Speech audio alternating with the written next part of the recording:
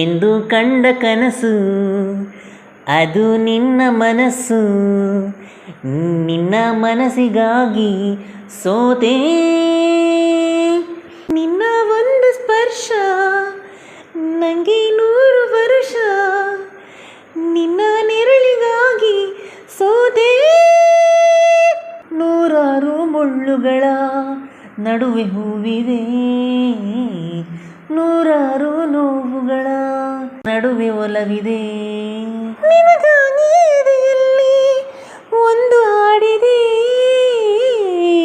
ನೆನೆದು ಏಕಿರುವೆ ಮಾತನಾಡದೆ.